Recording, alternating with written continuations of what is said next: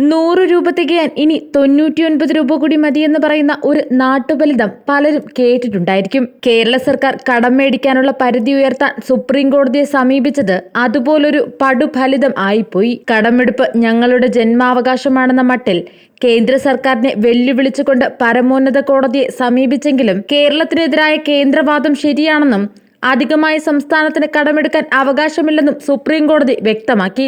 അതോടെ കടമെടുപ്പ് തിരഞ്ഞെടുപ്പ് അടിയന്തരം പൊടി പൊടിക്കാമെന്ന മോഹം തൽക്കാലം നൂലുപൊട്ടിയ പട്ടം പോലെ ആയിരിക്കുകയാണ്. ഇതോടെ കാശില്ലാത്ത ഖജനാവിനെ കുറിച്ച് സിനിമാ കഥ വായിക്കുന്നത് പോലെ ബജറ്റ് അവതരിപ്പിച്ച ധനമന്ത്രി കെ.എൻ. ബാലഗോപാലിന്റെ പ്ലാൻ ബി പപ്പടം പോലെ പൊടിഞ്ഞു പോയിരിക്കുകയാണ്. സുപ്രീം കോടതി പറഞ്ഞാൽ കേന്ദ്രത്തിലെ വല്യേട്ടൻ എന്തെങ്കിലും തരുമെന്നായിരുന്നു മൂപ്പരുടെ പ്രതീക്ഷ. ആ വലിയ പ്രതീക്ഷയായിരുന്നു പോലും ബാലഗോപാലിന്റെ പ്ലാൻ ബി. ഇപ്പോൾ അതും പൊളിഞ്ഞു.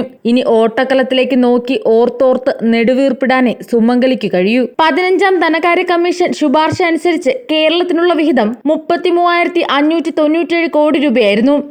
ഇതിൽ കിഫ്ബി പോലുള്ള സ്ഥാപനങ്ങൾ 2021-22 4,711 കോടി രൂപയുടെ കടം കഴിഞ്ഞ് 28,886 കോടി രൂപയാണ് കേരളത്തിന് വായ്പ എടുക്കാവുന്ന തുക.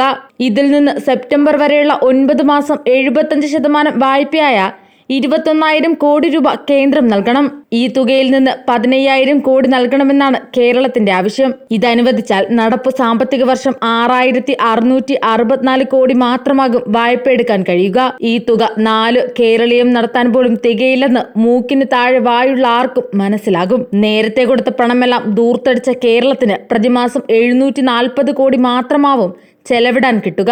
കേരളത്തിലെ ജനങ്ങൾ വിവരണാതീതമായ ദുരിതത്തിലേക്ക് കൂപ്പുകുത്തുകയാണെന്നാണ് കേന്ദ്രം സുപ്രീം കോടതിയെ ധരിപ്പിച്ചത്. ചുരുക്കത്തിൽ കേരളത്തെ കാത്തിരിക്കുന്നത് കടുത്ത സാമ്പത്തിക അരാജകത്വമാണെന്നത് സാരം. ഈ സാഹചര്യത്തിലാണ് സുപ്രീം കോടതി ഉത്തരവിൽ കേരളത്തിനെതിരെ ഗുരുതരമായ പരാമർശങ്ങൾ നടത്തിയത്. 10,722 കോടി രൂപ കടമെടുക്കാനുള്ള അവകാശം ബോധ്യപ്പെടുത്താൻ സംസ്ഥാനത്തിനായില്ലെന്ന് സുപ്രീം കോടതി വ്യക്തമാക്കി.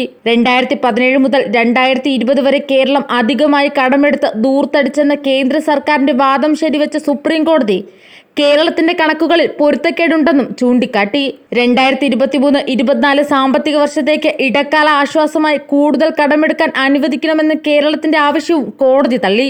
കോടതി ഇടപെടലിലൂടെ തന്നെ സംസ്ഥാനത്തിന് ആവശ്യമുള്ള പണം ലഭ്യമാക്കിയിട്ടുണ്ടെന്ന് പറഞ്ഞാണ് കോടതി ഈ ആവശ്യം തള്ളിയത്. കഴിഞ്ഞ മാസം ആദ്യം കേരളത്തിന് 13,608 കോടി രൂപ കടമെടുക്കാൻ അനുമതി നൽകി സുപ്രീം കോടതി ഉത്തരവിട്ടിരുന്നു.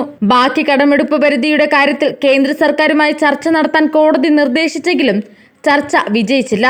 26,000 കോടി രൂപ കടമെടുക്കാൻ ഇടക്കാല ഉത്തരവിലൂടെ അനുവദിക്കണമെന്നായിരുന്നു കേരളത്തിന്റെ ആവശ്യം. അതേസമയം കടമെടുപ്പുമായി ബന്ധപ്പെട്ട കേസിൽ കേരളത്തിന്റെ പ്രധാന ഹർജി സുപ്രീം കോടതി 5-അംഗ ഭരണഘടനാ ബെഞ്ചിന് വിട്ടു. കടമെടുപ്പ് പരിധി നിശ്ചയിക്കുന്നതിനുള്ള കേന്ദ്ര മാനദണ്ഡങ്ങളെ ചോദ്യം ചെയ്തുള്ളതാണ് കേരളത്തിന്റെ ഹർജി. ഭരണഘടനയുടെ 293-ാം അനുച്ഛേദം ഇതുവരെ ചോദ്യം ചെയ്തിട്ടില്ലെന്ന് കോടതി നിരീക്ഷിച്ചു. കേരളത്തിന്റെ ഹർജിയുടെ അടിസ്ഥാനത്തിൽ 6 ചോദ്യങ്ങൾ ഉയർന്നുവരുമെന്നാണ് കോടതി ചൂണ്ടിക്കാട്ടിയത്.